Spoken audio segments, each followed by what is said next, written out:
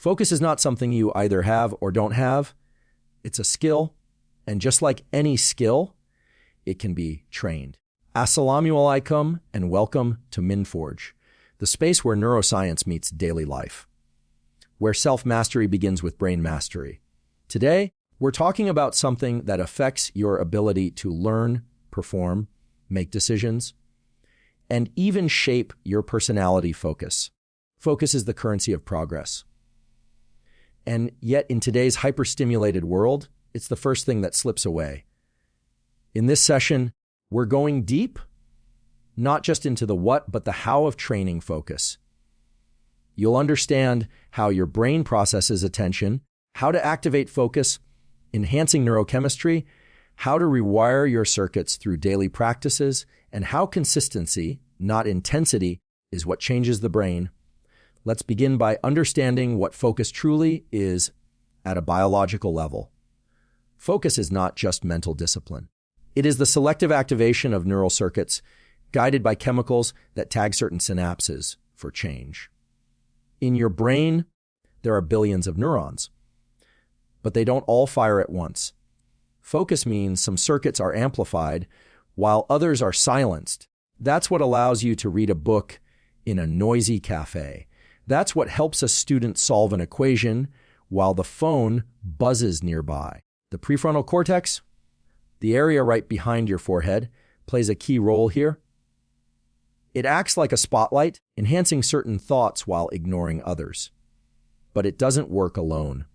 Other areas, like the parietal lobe, which helps with spatial awareness, the thalamus, xylus, which filters incoming information, and the basal forebrain, which releases acetylcholine, all contribute to the experience of focused attention. Now let's talk about neuroplasticity. The reason any of this matters, neuroplasticity is your brain's ability to change itself.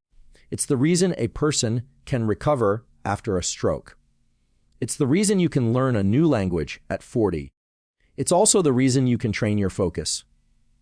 But plasticity doesn't just happen. It requires effort, and it's gated by something called neuromodulators. There are 3 main chemicals involved in focused learning: acetylcholine, epinephrine, and dopamine. Acetylcholine is released during focused attention. It sharpens your brain's signal-to-noise ratio. That means it makes the important signals stronger and suppresses the irrelevant ones.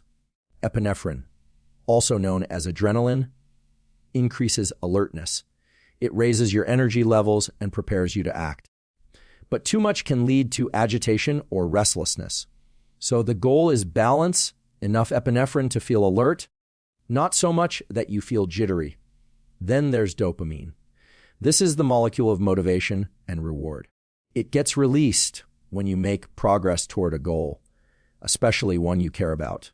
If you set a small goal, like writing 1 paragraph, and then accomplish it, dopamine is released. That reinforces the behavior and motivates you to keep going. Together, these 3 chemicals, acetylcholine, epinephrine, and dopamine, create the biological environment where learning and focus can thrive. Let's move from theory to tools.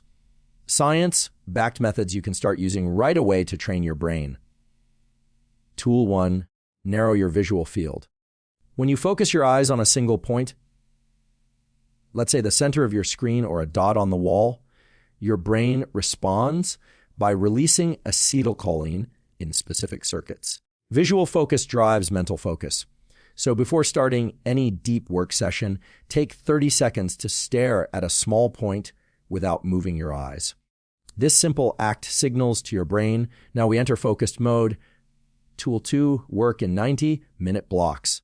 Your brain operates in cycles known as ultradian rhythms, peaks of energy that last about 90 minutes.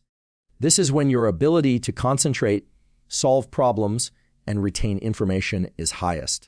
So schedule your most mentally demanding work during these 90-minute windows. Ideally, the first or second one after waking. During the block, eliminate distractions, turn off notifications, put your phone in another room, treat it like a sacred ritual. Because it is. After the block, take 10 to 15 minutes of complete rest, walk, stretch, hydrate before you re-enter another focus cycle. Tool 3, NSDR, non-sleep deep rest. This is a game changer. After focused work, your brain needs time to consolidate changes. NSDR is a guided practice, like yoga nidra or a body scan meditation, that allows your nervous system to reset. It lowers stress hormones, promotes plasticity, and enhances memory. You can find NSDR protocols freely on YouTube. Even 10 minutes after a deep session can boost retention and recovery. Tool 4, light, sleep, and timing. Your ability to focus is deeply tied to your circadian rhythm, the natural 24-hour cycle of your body. Start your day with sunlight exposure. Within 30 minutes of waking, get 10 to 15 minutes of outdoor light. This regulates cortisol, dopamine, and melatonin, hormones that control alertness and sleep. Sleep is non-negotiable. During deep sleep, your brain prunes unnecessary synapses and strengthens useful ones. No sleep, no plasticity. So prioritize 79 hours of quality sleep. Sleep is not a luxury. It's your neural recovery system. Tool 5, stimulants. Used wisely. Caffeine, when used correctly, it can enhance focus. But timing matters. Wait 120 minutes after waking before consuming caffeine. This avoids the mid-afternoon crash. Avoid caffeine 8 hours before bed. Another tool is L-tyrosine, an amino acid that supports dopamine production under stress. Many studies show it helps during mentally demanding tasks.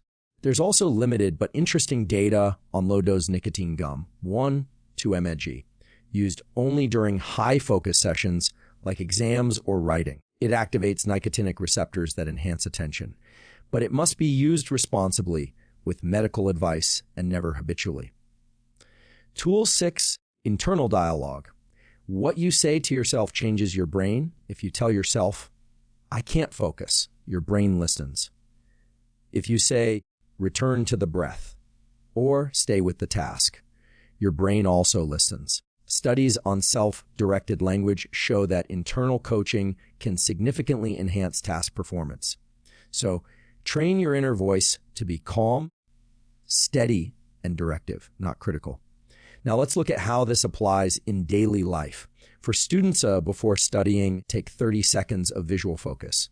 Then work in a 90-minute block. Set small goals to trigger dopamine, like solving 3 math problems or reading 10 pages. After the session, do a 10-minute NSDR or light walk to consolidate learning. Repeat daily. For professionals, block time on your calendar for deep work. Use noise-canceling headphones. Delay caffeine. Work in visual isolation. Fewer tabs, minimal workspace. Don't expect 8 hours of focus. 3 hours of high-quality work is a win. For creatives or overthinkers, use journaling after each focus block to clear mental clutter. Try open monitoring meditation to train meta-awareness, noticing when the mind wanders and gently returning it. Let's now address the final and perhaps most important piece of the puzzle egg: consistency. Your brain doesn't change from what you do occasionally. It changes from what you do repeatedly. Each time you focus, you activate acetylcholine. Each time you rest, you enable plasticity. Each time you feel a small win, dopamine makes that behavior more likely tomorrow. Your brain is not fixed, but it is stubborn. It requires repetition, reinforcement, and rest. Start with 1 focus session per day. Add NSDR afterward. Sleep well. Track your energy, and you'll start to feel, not just think, the change. Let's summarize what we covered today. Focus is a trainable skill. Your brain changes through neuroplasticity, driven by acetylcholine, epinephrine, and dopamine. Visual focus activates brain focus. 90-minute cycles maximize your performance. NSDR enhances learning and recovery. Light and sleep regulate your ability to think clearly.